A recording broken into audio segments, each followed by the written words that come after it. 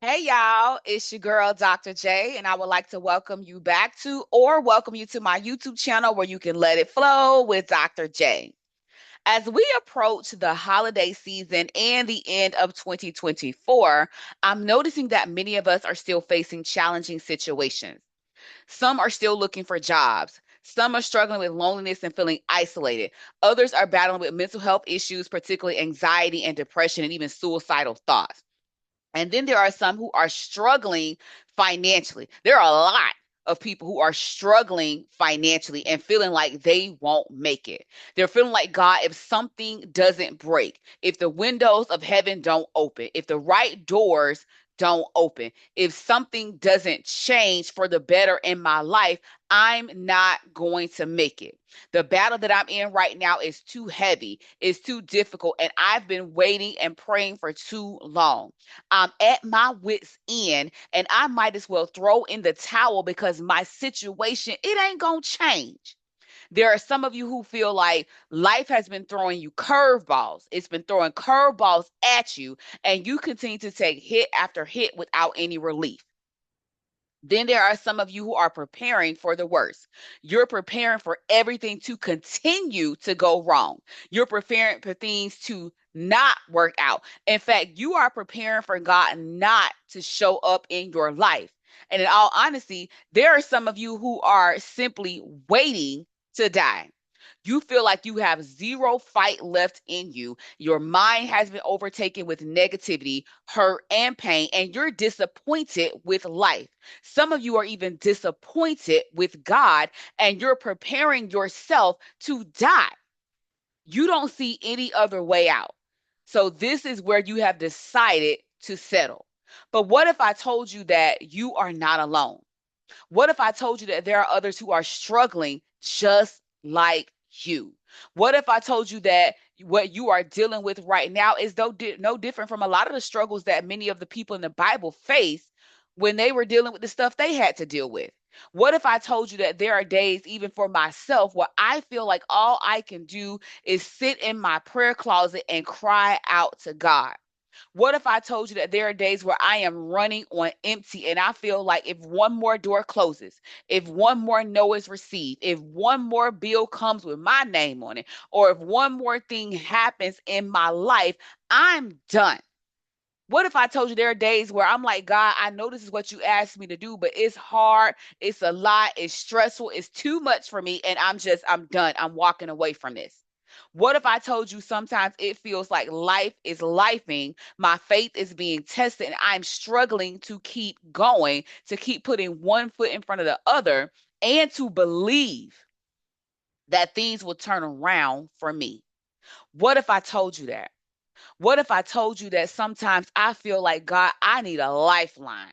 I need you to send me the right word, the right breakthrough, the right confirmation, or the right person to help me, or I'm not going to make it. What if I told you sometimes we need God to do a Second Kings chapter 4, verses 1 through 7 kind of thing in our lives? Sometimes we need God to just send somebody to help us, to bless us, and to show us the way. Someone to provide just what we need when we need it. This is what happens in chapter 4 with the widow and the oil. And just in case you have never read it, or perhaps it's been a long time since you have read this chapter and these specific verses, let me refresh your memory. So it says, a certain woman of the wives of the sons of the prophets cried out to Elisha, saying, your servant, my husband, is dead. And you know that your servant feared the Lord. And the creditor is coming to take my two sons to be his slaves. So Elisha said to her, what shall I do for you? Tell me, what do you have in the house? And she said, your maidservant has nothing except in the house she have a jar of oil. Then he said, go borrow vessels from everywhere, from all your neighbors. Empty vessels, do not gather just a few. And when you have come in, you shall shut the door behind you and your sons, then pour it into all those vessels and set aside the full ones.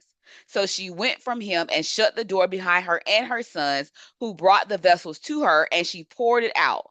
Now it came to pass when the vessels were full that she said to her son, Bring me another vessel. And he said to her, There is not another vessel. So the oil ceased. Then she came and told the man of God, and he said, Go sell the oil and pay your debt, and you and your sons live on the rest. Mm. In this chapter, in the first few verses, we are presented with a problem. We see a woman whose husband has died and left her with debt. She was fearful of what was about to happen because she knew the creditors were coming to collect on this debt, but she believed she had no way to repay what was owed. She was in a desperate situation, and in her eyes, there was no way out. In her eyes, there was no solution to the problem. There was nothing she could do to stop the creditors from coming, and there was nothing she could give or even provide to cancel out this debt. She was desperate. Now, if we pause here for a moment and think about our own lives, there are some of us who, in this very moment, we can identify with where she is.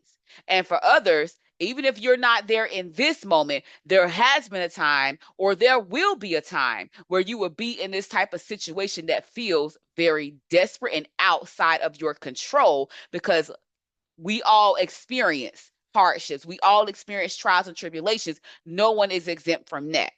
Okay.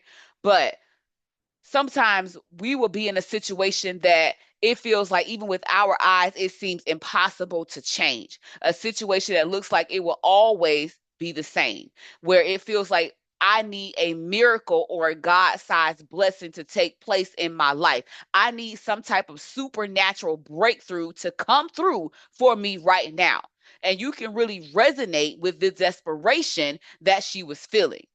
But the thing about the widow was, while she was making preparation to die, she still had some mustard seed faith, even if that little bit of faith that led her to ask for help. The other side of this is she knew exactly where to go, or should I say, who to go to get that help.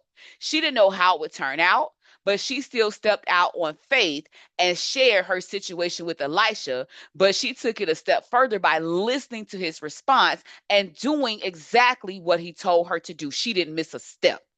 In other words, so basically, she stepped out on faith and moved in obedience, even though her situation had not changed. There was nothing, no inkling of hope that says that was a change or that was coming on the horizon or there was help on the way.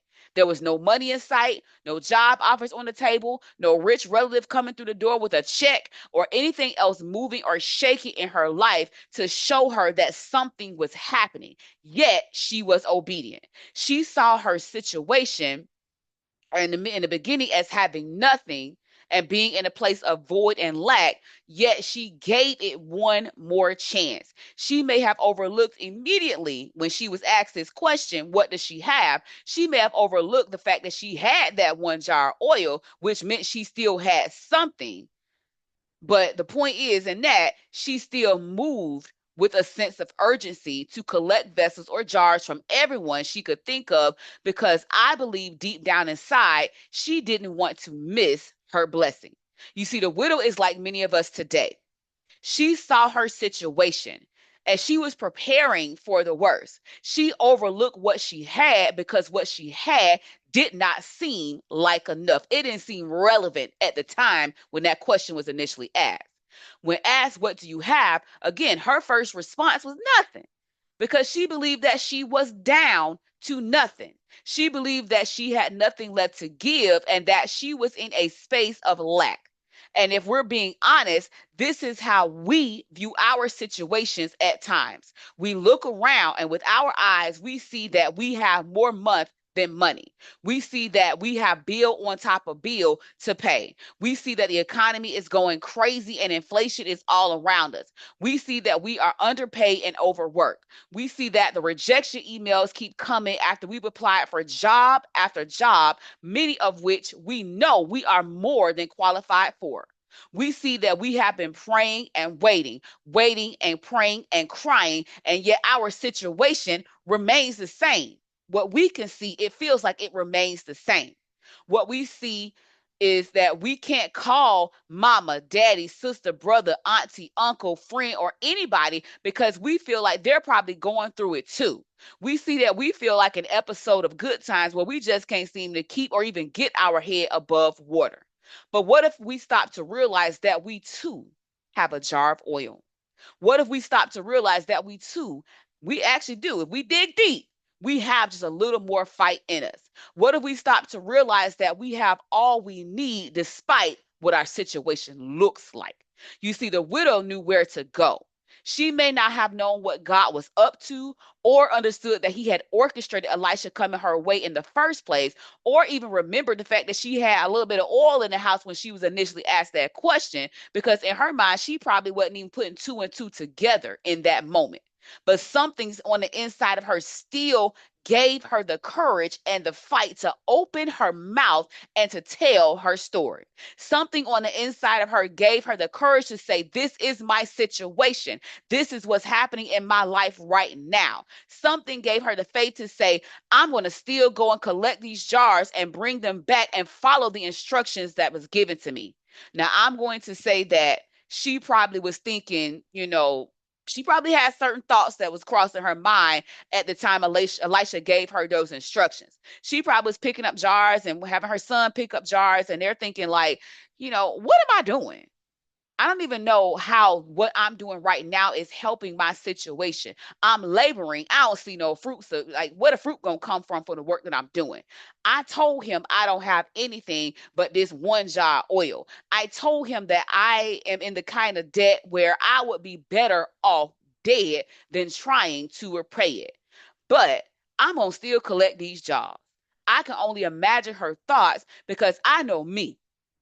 I would have had some questions and some concerns because in my mind, I wouldn't know or understand why what I'm doing right now even matters. I wouldn't have understood why there was a need for me to collect jars and then go back home and shut the door behind me and my kids and try to pour from jars that they already empty and I already got a little. And again, if we're being honest, many of you would have thought the same things. Like, God, I'm experiencing lack. And here comes Elisha talking about collecting some jars that ain't even full. They empty too. And me trying to start pouring into these jars. Like, how does he even expect for me to pour into jars when I already don't even have enough in my household to pour? Okay. But if these were questions that we were asking God, God's response to us could have been, what do you have to lose? If we were to ask these questions, if she were to ask those questions instead of moving on faith, God probably would have said, what do you have to lose? You're already in a desperate situation. You're already preparing to die. You're already considering death. You already felt that your situation wasn't going to change. You had already made up in your mind that you had nothing. So, what would you lose by following Elisha's instructions? And the answer to that is nothing. If you collected the jars, closed and locked the door, and began to pour and nothing came out, you were still already prepared to die.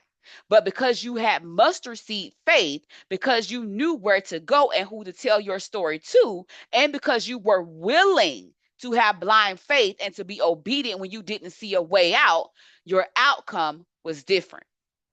I wonder how many times God says, if they would just trust me, they would see. If they would just have a little bit more faith in me, they would see. If they would just walk in obedience and truly believe, they would see. I wonder how many times God sends us a lifeline, and because it doesn't look like what we thought it would, or because he didn't use who or what we thought he would use, we miss the blessing.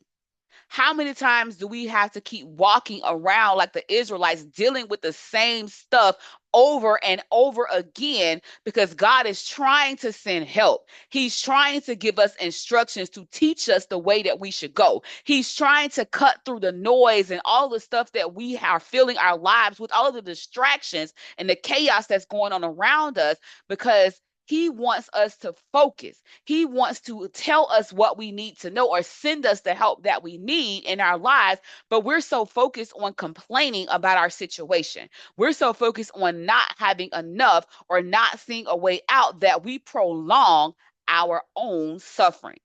Had the widow not done what she was instructed to do, she would have not had the money to pay off her debt. She would have not received the miracle. She would not have had experienced God doing more than enough or him multiplying the little that she had. If she had not thought about it or moved on what Elisha said and maybe said, you know what, now Elisha must be tripping. He must be hungry and tired from his journey. So I'm going to smile, keep it cute, and face in his face and ignore his instructions because he must be a little messed up in the head or he must have missed the fact that I told him you have nothing but this little jar of oil. But because she knew who Elisha was and who he represented and what he represented, she gave it one last shot. And look how God turned it for her. Let this be a testament of how God provides. Let this be a testament that no matter what you're going through, no matter how desperate your situation seems, no matter what is happening around you, you have to trust that God still provides. You have to trust that God is a present help in the time of trouble, that God is a God of suddenly and eventually. Suddenly, things can change in your life. Suddenly, God can shift things in your favor. Suddenly, God can provide a ram in the bush. Suddenly, God can open a door. And even if you have to wait, if it doesn't happen suddenly, and you have to endure some things, trust that your wait, nor your labor, tears, or prayers are in vain. Because eventually God is going to show up and show out in your life. Sometimes He needs us to really just wait because He's doing things in us and He's doing things behind the scenes to prepare not only us for where we're going, so where He's taking us, but He's also preparing where we're going for us to arrive. Sometimes he got to soften hearts. He got to shift some people out. He got to shift some people in. He got to move some things around. He has to do some things before he can send us, before we can get to our destiny. So we have to remember that we can't grow weary in well doing. We can't grow weary in the wait. We can't fix our eyes on the problems and the challenges that are happening in our lives. We can't sit and worry about the lack and all the stuff that's going on, even though we deal with some very real and desperate situations at times. We cannot make them bigger than the God we serve. We have to believe that what God said in his word, it will come to pass because he is a man that he cannot, he will not, he shall not lie. I need you to remember that you have a place to go. You have someone that you can talk to tell your story to say, this is what I need. This is where I am. This is what's hurting me. This is what I'm dealing with. This is what's heavy right now. God, I give it to you. You have a place to go. You have a source of help. You have a supplier. You have someone that can supply for all of your needs according to his riches and glory in Christ Jesus. So you have to remember. And not only do you remember where do you go, you remember the track record of everything that he has already done in your life. Every time he showed up, every time he's made a way, every time he's opened a door, every time he has fixed a situation, every time he has turned it around for you and even people in your life, even the people in the Bible, you have to remember. And you must stay rooted and grounded in his word to know God's character and to remember his nature. Okay? I need you to activate your faith, to remain prayerful, to believe that whatever it is you need, it is already done. I don't see a way, but it's already done. I'm speaking things as though they were because God still provides and he will give us exactly what we need. It may not be exactly what we thought we were going to get or how we thought it was going to work out, who we thought he was going to send, but it's still going to work out exactly how he needs for it to in our lives. He is the ultimate multiplier, especially when we are down to what looks like nothing. So stay in faith and know that your right now is not your always, and you do not have to die here. Give it one more shot. Keep fighting. All right, y'all. I hope this message blesses you and meets you at your point of need. As always, like, share, comment, and subscribe. And remember, if you would like to bless us in our ministry, please please use the information below in the comments and in the description to bless us if God leads you to do so. All right, y'all. It's your girl. Peace and love, Dr. J.